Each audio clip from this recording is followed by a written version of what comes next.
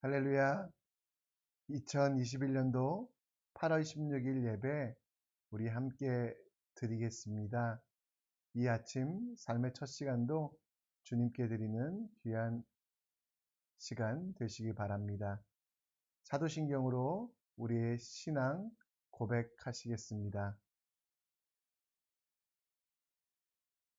전능하사 천지를 만드신 하나님 아버지를 내가 믿사오며 그 외아들 우리 주 예수 그리스도를 믿사오니 이는 성령으로 잉태하사 동정녀 마리아에게 나시고 본디오 빌라도에게 고난을 받으사 십자가에 못 박혀 죽으시고 장사한 지 사흘 만에 죽은 자 가운데 다시 살아나시며 하늘에 오르사 전능하신 하늘 우편에 앉아 계시다가 저리로서 산자와 죽은 자를 심판하러 오시리라. 성령을 믿사오며 거룩한 공회와 성도가 서로 교통하는 것과 죄를 사하여 주시는 것과 몸이 다시 사는 것과 영원히 사는 것을 믿사옵나이다. 아멘. 이 시간 찬송가 38장 예수 우리 왕이여 찬양하며 우리의 마음을 우리의 모든 것들을 주님께 드리는 시간 같습니다. 찬송가 38장입니다. 예수 우리 왕이여 이곳에 오셔서 우리가 함께 드리는 영광을 받아 주소서. 우리는 주님의 백성, 주님은 우리 왕이라. 왕이신 예수님 오셔서 좌정하사 다스리소서.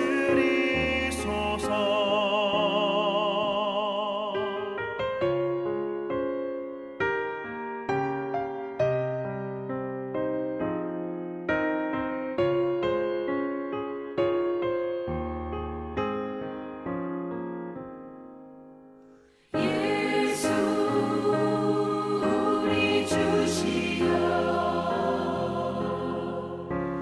이곳에 오셔서 우리가 주께 드리는 찬양을 받아 주소서. 우리는 주님의 종들, 주님은 우리 주시라. 주 되신 예수님 오셔서 이 찬양을 받아 주소서.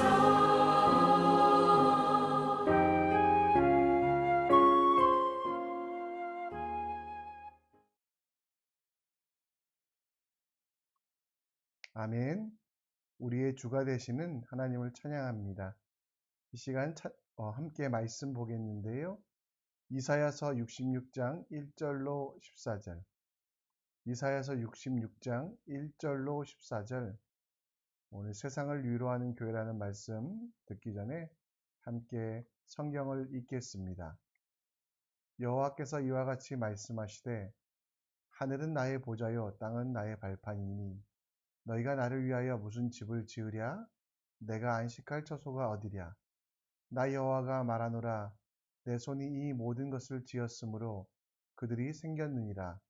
물은 마음이 가난하고 심령에 통회하며 내 말을 듣고 떠는 자 그 사람은 내가 돌보려니와 소를 잡아 드리는 것은 살인함과 다름이 없이 하고 어린 양으로 제사 드리는 것은 개의 목을 꺾음과 다름이 없이 하며 드리는 예물을 돼지의 피와 다름이 없이 하고 분향하는 것은 우상을 찬송함과 다름이 없이 행하는 그들은 자기의 길을 택하며 그들의 마음은 가증한 것을 기뻐한즉 나 또한 유혹을 그들에게 택하여 주며 그들이 무서워하는 것을 그들에게 임하게 하리니 이는 내가 불러도 대답하는 자가 없으며 내가 말하여도 그들이 듣지 않고 오직 나의 목전에서 악을 행하며 내가 기뻐하지 아니하는 것을 택하였음이라 하시니라. 여호와의 말씀으로 말미암아 떠는 자들아 그의 말씀을 들을지어다. 이르시되 너희 형제가 너희를 미워하며 내 이름으로 말미암아 너희를 쫓아내며 이르기를 여호와께서는 영광을 나타내사 너희 기쁨을 우리에게 보이시기를 원하노라 하였으나 그들은 수치를 당하리라 하셨느니라. 떠드는 소리가 성읍에서부터 들려오며 목소리가 성전에서부터 들리니 이는 여호와께서 그의 원수에게 보응하시는 목소리로다. 시온은 진통하기 전에 해산하며 고통을 당하기 전에 나말을 낳았으며 니 이러한 일들을 들은 자가 누구며 이러한 일을 본 자가 누구이냐. 나라가 어찌 하루에 생기겠으며 민족이 어찌 한순간에 태어나겠느냐. 그러나 시온은 진통하는 즉시 그 아들을 순산하였도다. 여호와께서 이르시되 내가 아이를 갖도록 하였은즉 해산하게 하지 아니하겠느냐. 내 하나님이 이르시되 나는 해산하게 하는 이인즉 어찌 태를 닫겠느냐 하시니라. 예루살렘을 사랑하는 자들이여 다 그 성읍과 함께 기뻐하라. 다 그 성읍과 함께 즐거워하라. 그 성을 위하여 슬퍼하는 자들이여 다 그 성의 기쁨으로 말미암아 그 성과 함께 기뻐하라. 너희가 젖을 빠는 것 같이 그 위로하는 품에서 만족하겠고 젖을 넉넉히 빤 것 같이 그 영광의 풍성함으로 말미암아 즐거워하리라. 여호와께서 이와 같이 말씀하시되 보라 내가 그에게 평강을 강같이 그에게 문나라의 영광을 넘치는 시내같이 주리니 너희가 그 성읍의 젖을 빨 것이며 너희가 그 옆에 안기며 그 무릎에서 놀 것이라. 어머니가 자식을 위로함 같이 내가 너희를 위로할 것인즉 너희가 예루살렘에서 위로를 받으리니 너희가 이를 보고 마음이 기뻐서 너희 뼈가 연한 풀의 무성함 같으리니라.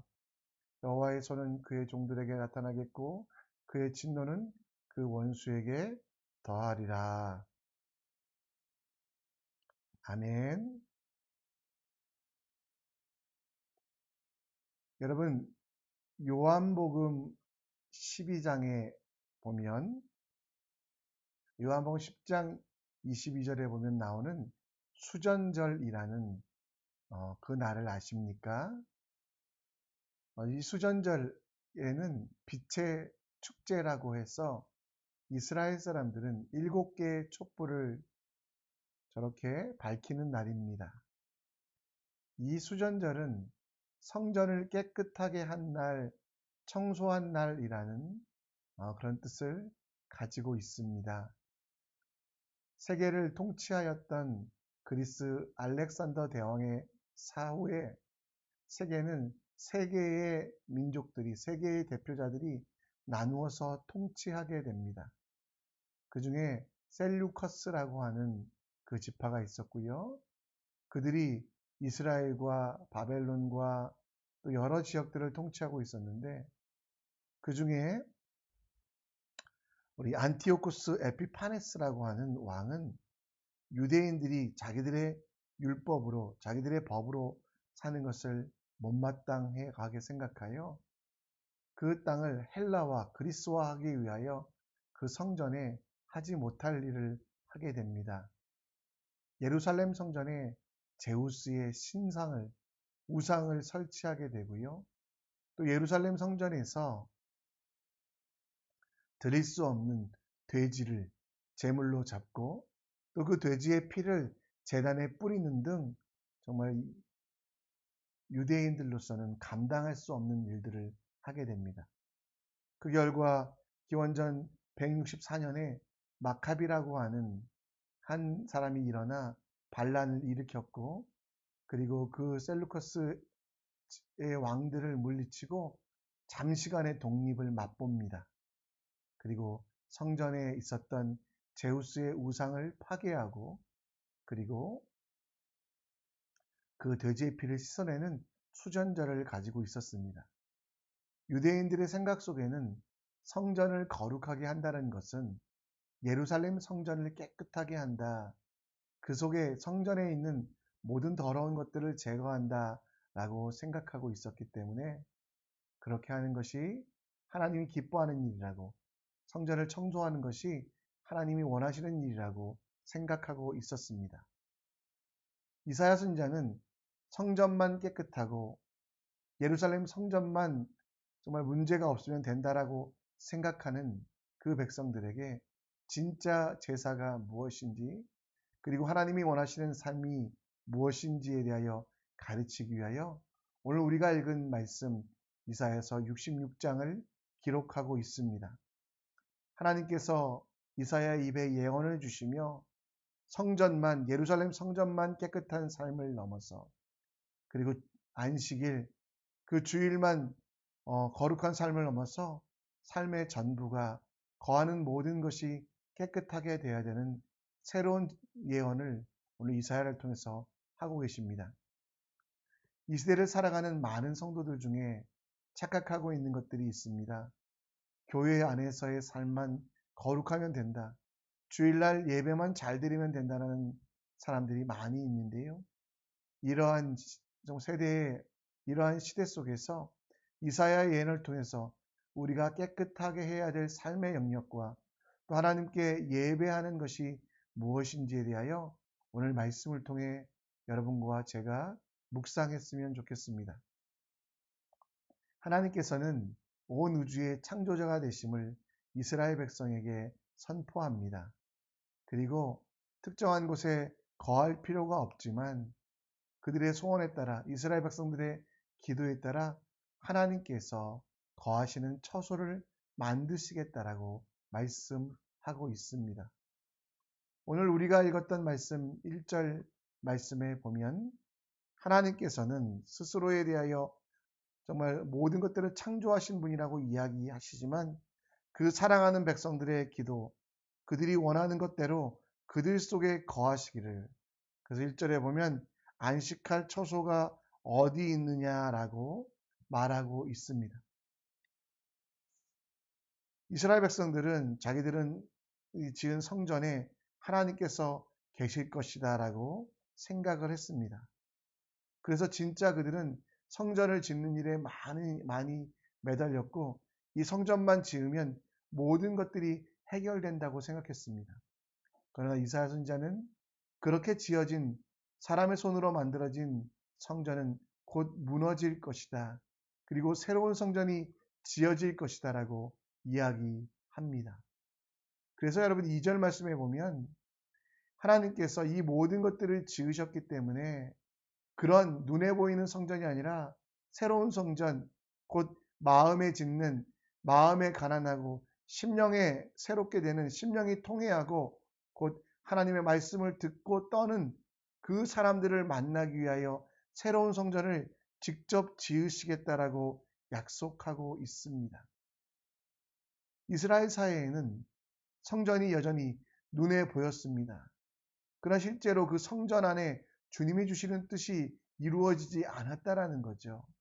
하나님의 공의와 정의가 사라지고 형식만 남아있던 그 일들에 대하여 주님은 3절에서 이야기하고 있습니다.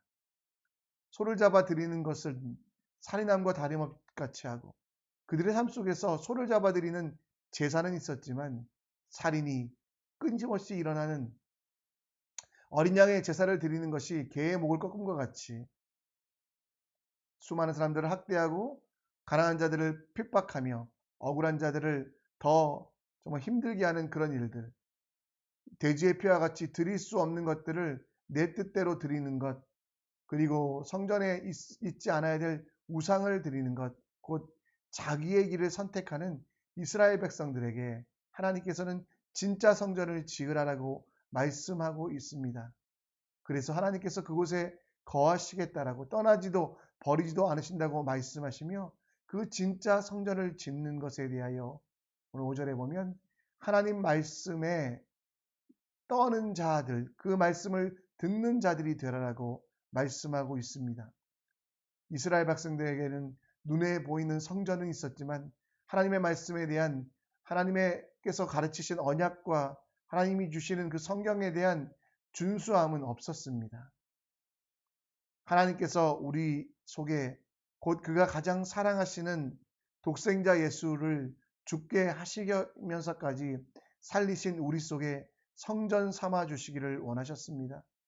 그리고 예수 그리스도께서 십자가에 달려 돌아가시고 부활하시고 그리고 3일 만에 부활하시고 하늘에 오르시며 말씀하셨던 그 새로운 성전에 대한 예언, 성령이 우리 가운데 거하시고 그 성령은 떠나지 않으신다라고 말씀합니다. 그러나 우리 삶 속에는 여전히 유대인들처럼 그리고 이스라엘 백성들처럼 겉으로는 예수를 믿는 것 같지만 실제로는 그렇지 않은 것이 있지 않습니까? 살인함을 소를 드리는 것 같이 돼지의 피를 제단에 뿌리는 것 같이 그 일들을 우리가 하고 있지 않습니까? 그렇게 되는 이유가 뭐냐면 우리의 죄가 죄로 완악하기도 하지만 우리에게 교훈과 되고 교훈과 책망과 바르게 함과 의로움이 되는 성경 말씀을 우리가 떠나 있기 때문입니다. 단지 집에 있는 성경으로 주일날 예배 한번 드리는데 사용하는 성경으로 감사할 일이 생기면 한번 들춰보는 그런 성경으로 우리가 여기고 있기 때문에 우리도 모르게 더러운 제물을 드리는 이스라엘 백성들의 제사와 같이 우리 삶에 주님이 원하시는 예배를 주님이 원하시는 거룩한 산제사를 드리고 있지 못하다라는 것, 우리 이것을 한번 생각해 봐야만 합니다. 여러분, 말씀이 진리입니다. 그 진리의 말씀은 신앙생활에만 필요한 것이 아니라 우리 삶의 모든 영역에서 필요합니다. 우리 속에 거하시는 성령 하나님이 그것을 조명하시어 풀어서 우리에게 가르치셔서 때마다 일마다 그 말씀대로 살아가기 위하여 우리는 말씀을 더 가까이 여겨야만 합니다. 그 말씀, 진리의 말씀을 나를 돌아보며 내가 부끄러운 일이 있다면 그것으로 교훈으로 삼고 책망을 삼고 그리고 내가 하고 있는 일에 대하여 확신이 없을 때마다 말씀이 기준이 되어 바르게 함과 의로 교육함으로 나아가는 그 일들이 우리에게 있어야만 합니다. 여러분, 내 삶이 거룩한 성전 되기 위하여 우리가 말씀을 더 가까이 하셨으면 좋겠습니다. 우리 속에 거하시는 성령 하나님께서 주시는 지혜, 곧 말씀을 읽을 때마다 풀어주시고 해석해 주시고 적용하게 하시는 그 말씀의 습관, 거룩의 습관들을 우리가 더 많이 가지셨으면 좋겠습니다. 삶의 첫 시간, 이 시간 여러분 이렇게 나오신 것 감사드립니다. 그리고 이 시간이 끝나면 다시 말씀을 펴시고요. 그 말씀을 읽으며 들으며 하나님 오늘 내게 말씀하여 주시옵소서. 주의 종이 듣겠나이다. 내가 오늘 이런 일들을 해야 되는데 어떻게 할지 말씀 속에 깨우쳐 가르쳐 주시옵소서. 간구하는 여러분들 되시기를 간절히 축복합니다. 이사야 선지자는 66장의 이사야서를 기록합니다. 그래서 많은 학자들은 신구약 성경이 66권이듯이 이사야 선지자도 창조부터 그리고 세상의 멸망까지를 모든 것들을 기록하고 있다라고 말합니다. 단기적으로는 바벨론이라는 나라에 의하여 그 나라가 멸망당하고 그러나 거기에서 멈추어 있지 아니하고 하나님은 그 모든 것들을 회복시키신다라는 예언, 또 마지막 때가 되면 전쟁과 기근과 지진과 환란이 찾아와 많은 사람들이 힘들어하고 많은 성도들이 괴로움을 당하겠지만 그때 진정한 위로가 있을 것이다. 세상이 줄 수 있는 위로가 아니라 하나님이 주시는 거룩한 위로, 세상이 할 수 없는 놀라운 위로가 있을 거라고 말씀하고 있습니다. 그래서 오늘 10절 말씀에 보면 예루살렘을 사랑하는 자들이여 다 그 성읍과 함께 기뻐하라라고 말씀하고 있습니다. 하나님께서 회복시키시며 하나님께서 함께 하시는데 예루살렘을 사랑하는 자라고 말하며 그 예루살렘을 통하여 그 예루살렘으로 말미암아 진정한 기쁨을 줄 것이다. 예루살렘 성이 무너진 것들이 회복되는 것처럼 그리고 어머니가 되어서 우리 가운데 그 회복을 주시겠다라고 약속하고 있습니다. 13절에도 보면 어머니가 자식을 위로한 같이 내가 너희를 위로할 것인즉 너희가 예루살렘을 통하여 예루살렘에서 위로를 받을 것이다 라고 이야기합니다. 마지막 때 하나님이 주시는 위로는 예루살렘을 통하여 주신다라고 말씀하고 있습니다. 여기서 여러분 예루살렘을 통하여라는 말은 신약 시대에 교회를 통하여 우리에게 위로하시겠다라고 말씀하고 있는 것입니다. 제가 여러 번 말씀드린 적 있지요. 히브리서에는 여성, 남성, 중성 이런 명사가 있다라고. 이 예루살렘을 뜻하는 도시는 여성을 뜻하고요. 또 교회를 뜻하는 또 도시도 여성을 뜻하거든요. 따라서 여러분 이 두 단어를 우리가 한 단어로 봐서 이제 성령의 시대, 예수님께서 우리를 위하여 죽으시고 부활하심을 통하여 우리에게 임하신 그 성령 하나님의 시대에는 예루살렘 곧 교회를 통하여 우리를 위로하시겠다라고 말씀합니다. 그런데 여러분, 우리가 교회를 통해 위로를 받고 있습니까? 대부분의 많은 사람들은 교회 때문에 상처를 입습니다. 함께 사역하는 사람들 때문에 아픔을 겪습니다. 그런데 하나님께서는 도대체 왜 이 교회라는 제도를 세우셨고 이 교회를 통하여 위로하며 지키시겠다라고 말씀하시는 것일까요? 여러분, 교회가 된 자의 사명을 다시 한번 돌아보셔야만 합니다. 교회는 위로받는 곳이 아니라 위로를 주는 곳입니다. 좀 더 사고를 확장시켜 보면 여러분들이 교회를 통하여 위로를 받는 것이 아니라 교회가 되어서 위로하는 사람이 되라라고 말씀하고 있습니다. 삶의 모든 영역에서 내가 교회들이 되었으니 사람들을 위로해 주겠다. 사람들에게 하나님의 위로를 전하겠다. 그게 내 사명이라고 기억하는 게 바로 우리에게 주신 교회의 사명이며 교회의 책임이라는 겁니다. 여러분, 우리 영적인 삶에도 동일하게 적용됩니다. 여러분, 우리 말씀에 보면 뭐라고 나와 있습니까? 주는 것이 받는 것보다 복되다라고 말하는 것을 영적으로도 적용해 보면 여러분들은 교회가 되었기 때문에 이제는 받으려고만 하는 사람을 넘어서 주는 사람이 되셔야만 합니다. 오늘 이사야의 예언을 마지막으로 정리하고 있는 요한계시록에 보면 나 예수는 교회들을 위하여 사자를 보내시겠다라고 말씀하시고 17절에는 성령과 신부가 말씀하여 오라 하시는도다. 듣는 자도 오라 할 것이요 마른 자도 올 것이요 또 원하는 자는 값없이 생수를 받으리라 라고 말씀하고 있습니다. 이 신부라는 단어가 그리스도의 거룩한 교회된 여러분들을 말하고요.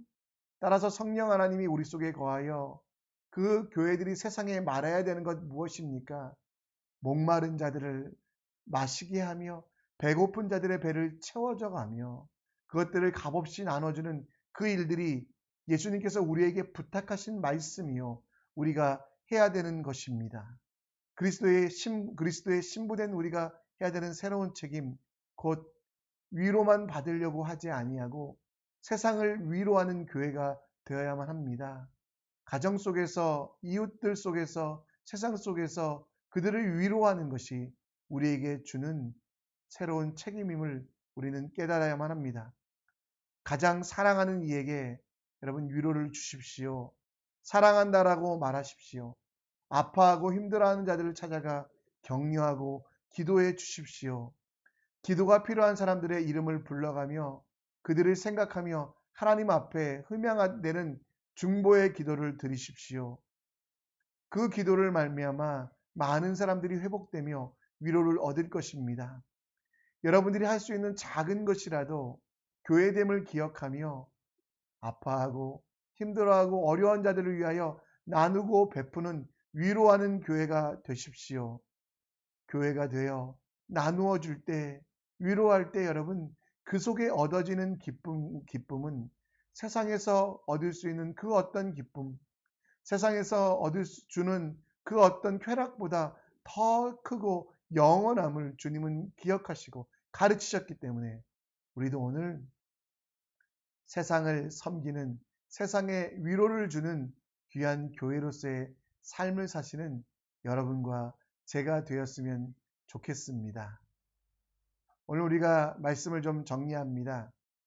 하나님께서 거하시는 성전으로서 거룩한 삶을 사시기 바랍니다.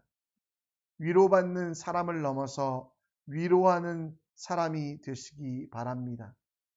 하나님이 거하시는 처소가 되어 주일날만 예배드리는 혹은 정해진 시간만 거룩하게 보내는 것이 아니라 하나님의 말씀에 순종하여 그 말씀을 통해 내 삶을 거룩하게 하는, 그리고 이 시대에 세상에 위로를 주는 거룩한 교회 되었음을 기억하여 나누고 베풀매 기쁨을 맛보는 오늘 되시기를 간절히 축원합니다.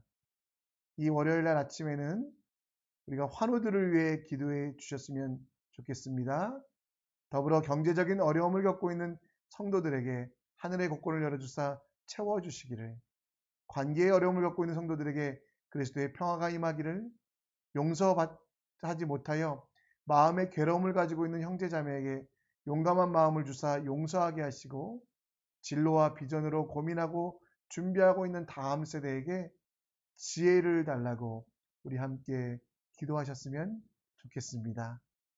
우리 함께 이 시간 찬양 드리며 기도 제목, 또 오늘 말씀 다시 한번 돌아볼 텐데요.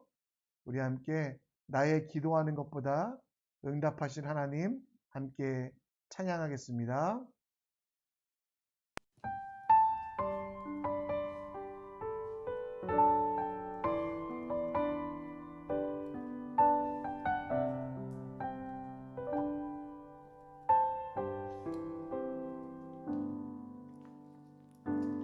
나의 기도하는 것보다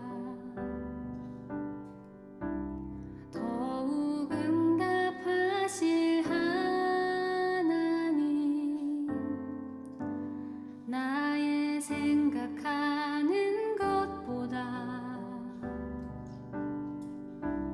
더욱 이루시는 하나님, 우리 가운데 역사하신 능력대로 우리들의 간구함을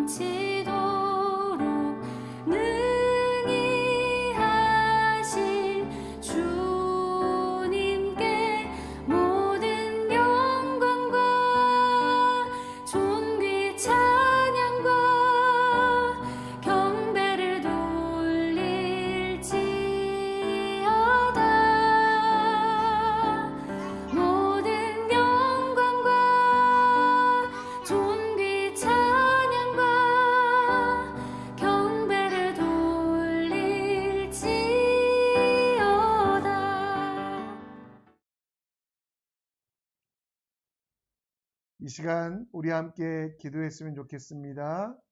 오늘 화면에 보이는 대로 기도해 주시고요. 하나님께서 여러분 가운데 역사하시고 인도하시기를 간구하시다가 자유롭게 삶 속으로 또 우리가 허락하신 삶의 예배의 터전으로 함께 나가시겠습니다. 함께 기도하겠습니다. 아버지 하나님, 오늘도 우리가 기도의 자리에 서게 하신 것 감사합니다. 말씀이 송이꽃보다 달게 어두워지게 하여 주시옵소서. 말씀을 읽을 때마다 이해가 되게 하시고 말씀을 읽을 때마다 그 말씀대로 살아갈 수 있는 담대한 용기 주시고 어리석어 말씀을 펼 때마다 하나님 그 속에 하나님의 뜻 우리 속에 거하시는 성령 하나님의 만화 수 없는 통수를 되게 하여 주시옵소서. 여전히 하나님 내 속에 더러운 것들이 가득합니다. 내 속에 여전히 아버지